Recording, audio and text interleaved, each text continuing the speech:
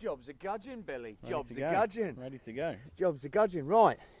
So, what I wanted to do is, I've obviously come down to Perdu here to help my mate Billy, who's helped me multiple times in the past at Fensmere, get the lake and get his lodge ready for the start of his season. But I also, an ulterior motive is Billy is a bait maker and been making bait for over 15 years and has a wealth of knowledge and experience. Now testing and helping Target Baits as well. Yeah, working alongside Target Baits. Which is Target. Target is a supplier of all the ingredients that bait makers use. So Billy's working with them, and certainly at this time of year, pretty much every fish farmer and fishery owner is sort of just clenching the old butt cheeks a bit, because this time of year is just when that water temperature is starting to come up into the double figure digits, and it's a period of time where our carp are the most vulnerable for coming down with disease. I'm going to let Billy talk about that in a little bit more detail, but the idea is that Billy's made us a specific, for both Perdu and for Fensmere, has made us a specific feed boilie with certain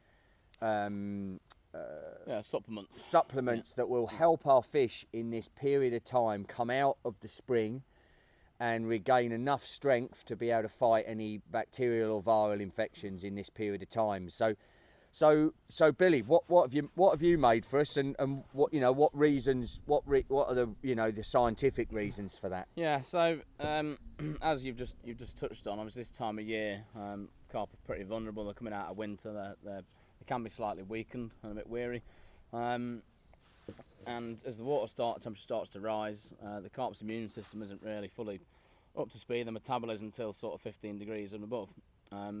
During that period, sort of 10, 12, 13, 14 degrees, the bacteria are very active, when the carp might not have a fully up to speed immune system that can fight that bacteria off, essentially. So what we're doing is the first point of difference really producing a bait to a feed is they're designed in slightly different ways. With a feed, we're trying to induce the certain behaviours from a fish by stimulating their immune system and giving them some protection. With a bait, we're trying to feed the fish, but we're also trying to add in their attractors and things that are going to put more carp on the bank for us. That's not the intention of this feed. It is purely a feed. So it's a fish meal based boilie for all intents and purposes, mainly based around squid and krill meals, which have got various properties which I won't go into sort of too much detail on today. But there's two key supplements in the bait that I've used, and one of them is the first one's called Active Boost 24, which is a supplement which targets nutritionists designed for a fish farmer to specifically help with strengthening carp and giving them some protection at certain times of year. The difference with Target as a company, they're not just a feed supplier, they're actually their own feed mill. They've got their own nutritionists and scientists, so they've got some really clever people in the background putting this stuff together. Active Boost 24 is essentially a blend of vitamins, minerals, trace elements and amino acids to stimulate and boost the carp's immune system, while also helping with the synthesization of proteins and things like that. It's helping the digestive system and helping the carp be as nutrient rich as you can make them, really, and strong. So that's the first one that goes in. The second one is called Aqua Garlic, and it's very different to just a garlic powder, if you like. It's been developed by a company in the EU somewhere, and it's supplied in the UK primarily by AGS Fisheries, and I think SW Bulk Feeds do it as well. Both great companies to deal with. What this has been designed for is specifically to negate the need for antibiotics in high intensity aquaculture systems. So within garlic there's various different properties, but the one that we're interested in for the purpose of this is a linseed.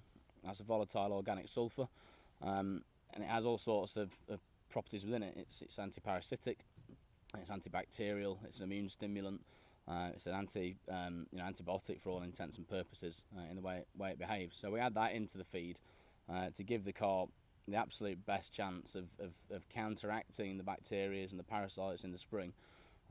So they come through as strong as they can be, really. That's right. But you touched on this. Garlic how we generally get garlic to add to our attractor baits. This stuff is different, and there are different ways in which the garlic is produced that will allow it to be. It's refined from, I think it's garlics and onions actually that this particular one has been used to. It's the allicin that you're refining out of it, sorry, I've lost my train of thought there. So you have to edit that. No, I mean with the garlic, normally, you know, you might just say, oh, I'm just going to go and get a load of garlic powder and add it to my I think pellet. The key is the word stabilised. You know, you can use garlic powder, and if it's been dehydrated, you are going to retain some allicin, albeit it's not going to be the same as a fresh garlic. This is what I'm getting at. Yeah. In order to activate, there's two compounds within garlic. In order to activate that allicin, it's the bruising of the garlic that activates that. So if you're chopping garlic and you notice you've got a yellow, sticky liquid on your fingers, that's the allicin. But as soon as you cook it, it's gone. And if you expose it to acid, it's gone. So you have to treat it respectfully. But if you're using garlic powder, for example, which is a good thing to put in particle, etc.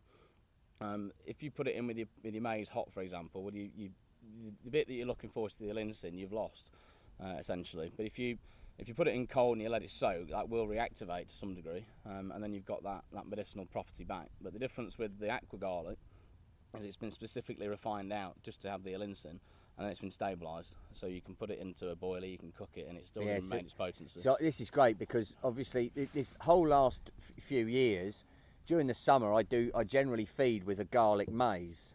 Yeah. And I generally feed it just as an alternate plant-based supplement to my boilie or pellet feed.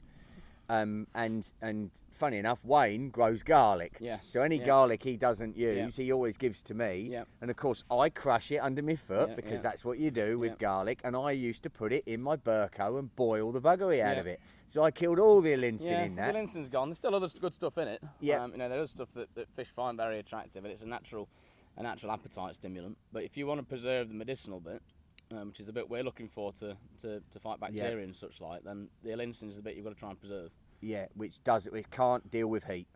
No, it's not heat stable. No. So then your feed, this particular feed bait that you're making for us to use, I've got 100 kilos of it. It's a krill and fish meal base. Yeah, it's squid and krill are the main protein source in it. Yeah. Yep. And what sort of protein content is it? Finished bait would be 39.9% protein, and fats is around 8%. Yeah. So basically 40% and 8% fat. But there's no other attractors in there. Not that you would classify attractors in a bait making scenario. No. No. You know, there's no flavourings. There are no. There's very little soluble ingredient in it. It's mainly insoluble. Flours and fish meals and that type of thing. There's some solubility, but not a huge amount. And there's no hydros.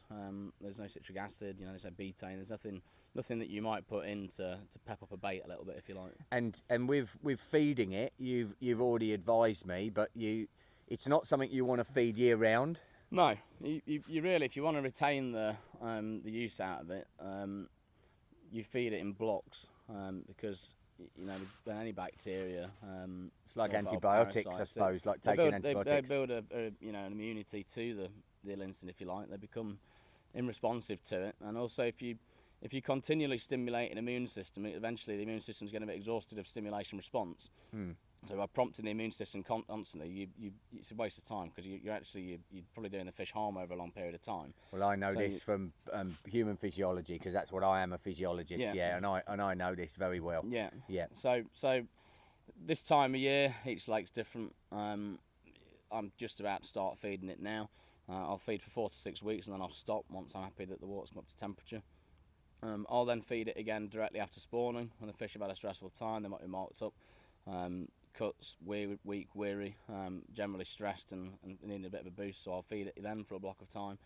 And then as they go into winter, as the water starts to cool, I'll use that to condition the fish going into winter, and that'll knock any argillus or leeches or parasites off them. So hopefully they go into winter as clean as they possibly can, as strong as they can, and then we'll start again feeding in the spring.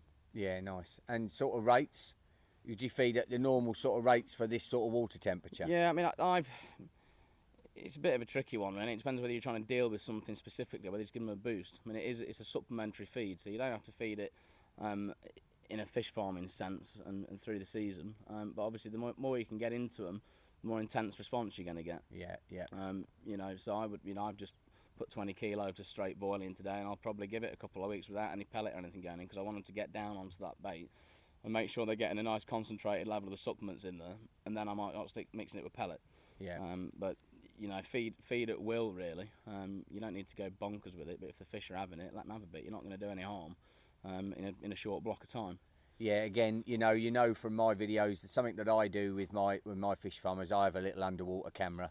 Yeah. And it's a great way if people just don't. Nobody seems to do it, but it's if you're a fish farmer and you've got just the extra 10 minutes to just go out to your bait areas and put and just see. They show up once a bait's on the water. Especially this time of year, because it can be. You've got a bucket full of bait or a bag full of bait and a scoop. It's very easy to put it in. It's a damn sight harder to get it out. Yeah. And the last thing you want is bait sitting there rotting. But equally, if you're trying to get something into a fish and they're really having it, and when they're in the mood to have it, you want them to have it. You want them to have it, yeah. And I mean, we observe all the signs that we do as anglers of feeding fish, but having that camera down there and being able to actually observe bait that's been eaten or not been eaten is an absolute game changer for. And again, I'll show you guys in a video soon the use of it and show you what I see down the bottom. But remember that even in a very murky bottomed lake, with the infrared, a pellet or a boilie shows quite light. Yeah. And so you can see them, they stick out like a sore thumb. So it's a great little tool to use, and people that aren't using it, I really suggest you do, because it's a game changer for not overfeeding, not wasting money and just spunking money up the wall, because it's you know you're getting optimal feeding rates. So thanks very much, Billy. I mean, if people want to contact you, yeah, by all means, for their lakes, obviously you're over in the UK. Yeah. And you know, the UK again has multiple big fish waters and waters that are getting heavily stocked. If they want to contact you for the bait, by all means, it's available, and I'm available. So just drop me a message. My number's online; it's not difficult to find. Give me a shout. And your bait company over in the UK? HNV Baits. HNV Baits. Yeah. So yeah, look, I mean, I'm a scientist, is my background, and I've been in the game a long time. I tend not to go down anything that I don't 100% trust. So if you've got any issues and you've got anything that you want to discuss with Billy regarding bait for your lakes, whether it's even a house bait for your lakes, I'd contact Billy and let him know, and I'm sure he'll be able to sort you out. Absolutely, yeah, happy to help. Brilliant. All right, thanks, buddy. You better get off to that meeting. I better, don't I? Yeah, cheers. Thanks, mate. Cheers, mate.